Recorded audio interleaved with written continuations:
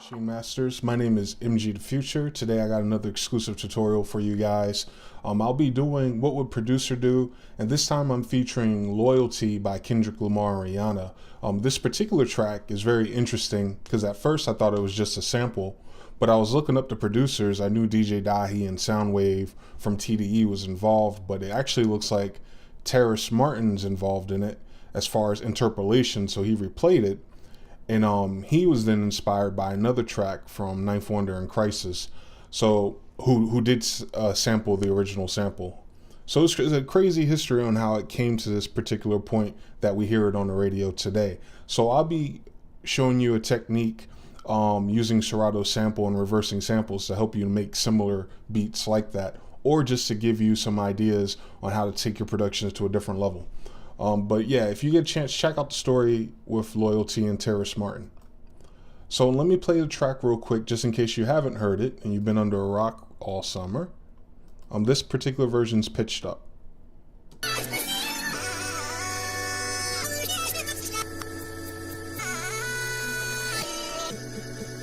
said I'm geek and I'm fired up. All I want tonight is just get higher. So that's that. And you can hear the drums that we normally hear from the Kendrick Lamar track. But what was interesting is that I knew it was a Bruno Mars sample because I heard it in a beat battle already, which probably makes sense to why Crisis and them end up flipping it, because I think one of them were at that beat battle. But don't let me start rumors.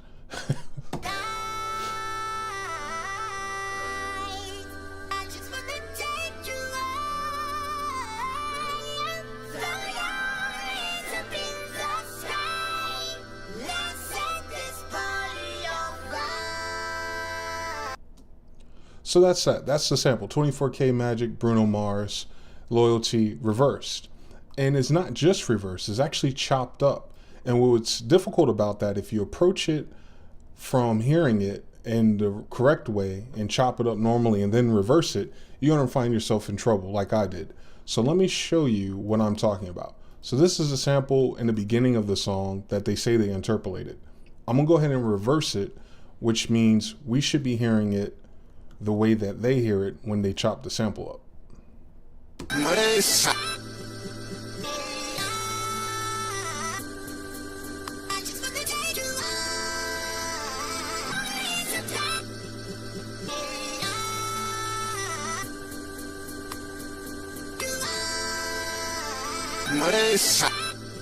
So however you chop that, if we're playing this forward and they chopped it like that, that's wild. So it's really difficult because the timing is a little tricky. So what I'm going to do is pull up Serato Sample and get a piece of information from this and kind of build from there, or show you the steps to build from there. So first things first, when you do something like this, you want to find the key of the song, of course. And you know I always like Rand Scullard and Key Finder, but Serato Sample does it for us. So I'm going to take the Kendrick Lamar version, the intro, drop it in, and right away it's going to tell us it's A minor. That's all I need from that. I just need to know what my target key is. Next thing we want to do is get the actual Bruno Mars sample playing the right way, unpitched, which is this segment here. I have it consolidated so it's only analyzing the part I'm going to use. Then I pull the plugin back up and I can drag this right from my project, overwrite it, and I have it in F minor. Serato is kind of interesting as far as how the pads are assigned, but if I can find middle C, we'll be all right. So that's the sample in reverse. It's in the wrong key automatically, as you can hear it. And it's playing really slow. So it's at 56 beats per minute. We need to speed it up and we need to change the key. So let me change the key first, which will be this icon here where it says F minor. We want this to be A minor.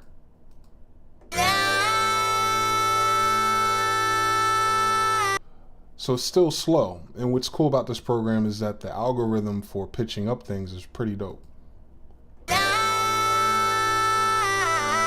It's getting closer, it's 112.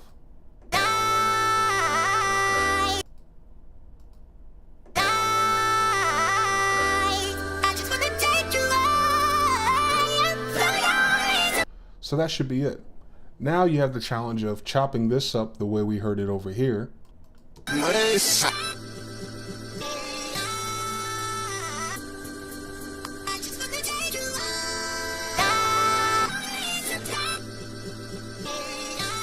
You could do it that way, or you could chop it in reverse. So Serato will let you do that. We'll use this key, which is A, and you just move the marker to the beginning of the sample, or I'm sorry, to the beginning, which is the end, the beginning of the reverse, the end of straightforward. And then what you do is with this pad, click on reverse, which will turn the markers around.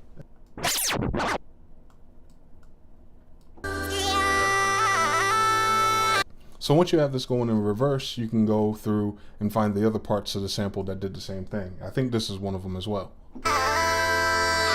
So they're going between that one, which is the end of the song, and the one in the beginning as well.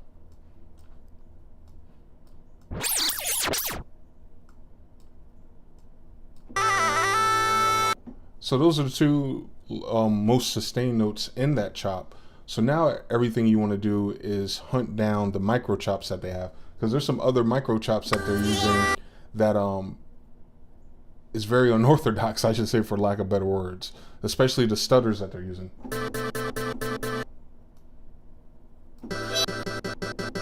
And what's cool about that is on just that individual marker, you can change the attack so it's a lot smoother, especially since you're going backwards. And you can also filter it.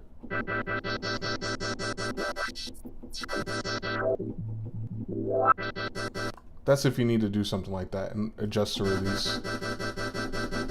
It makes a much smoother chop. So that's that part. That's just the technique behind it. You're chopping it and you're finding transients backwards instead of forwards, and then you play it out. I have a situation that I set up in a different instance of this plugin, which will be here, and I will let you hear it on how I decided to chop it up. Some of the chops I couldn't find in the Bruno Mars song, especially the pieces between the sample, but reading Terrace Martin explaining that he interpolated it makes a lot more sense, and definitely makes me feel a lot better that that I didn't miss anything. So here's my chops in reverse.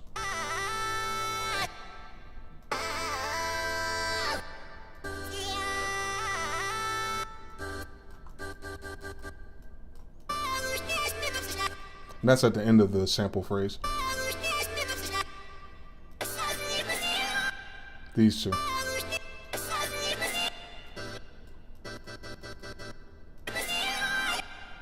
And then I want to piece it all together, which is this MIDI arrangement here.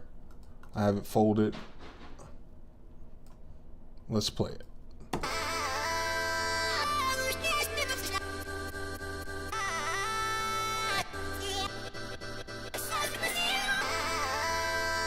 And then I have it over here over drums.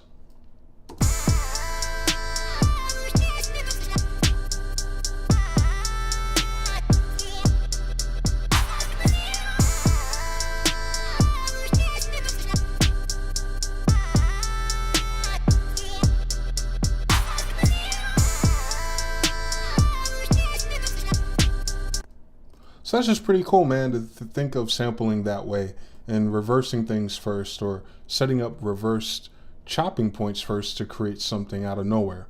Another cool thing you can do, which I like about this, by the way, the bass was following the root key, which was A minor.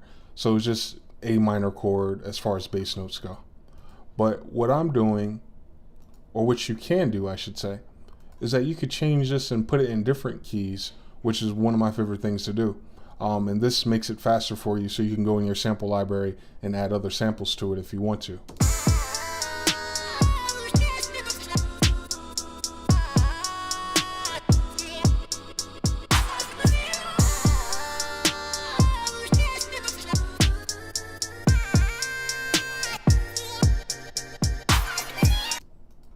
And you can filter all of it at once.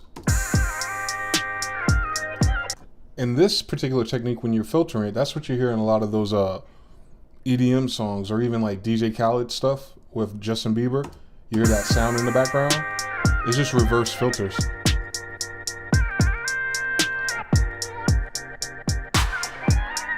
And of course, you can change the timing on the fly, make it even slower.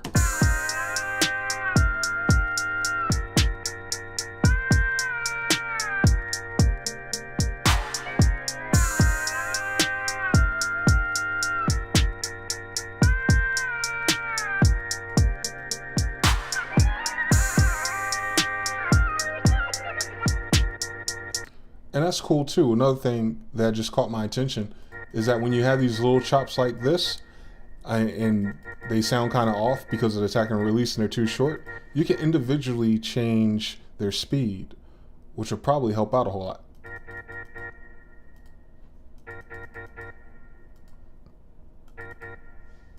You get more of a note.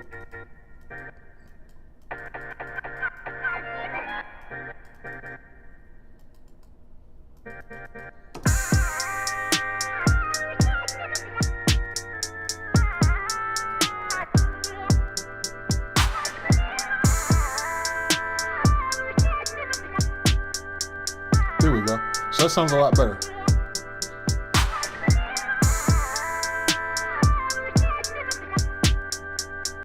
And that's just to give you an idea of how to go about flipping samples in reverse, just like Loyalty did. But either way, this is pretty cool. If you get a chance, check out that plugin, reverse your samples, chop them up, and add different time stretches to it. It keeps everything in key when you make those modifications too, which is dope. So you don't have to bounce the audio in and out of the program or jump in the key finder. But anyway, I'm MGTheFuture. You can follow me on social media at MGTheFuture. Be sure to also follow at Maschine Masters. We're on Twitter and Instagram. If you're not a subscriber yet, definitely subscribe. We greatly appreciate that. Leave a comment if you have any questions or concerns in the box below. Until next time, peace.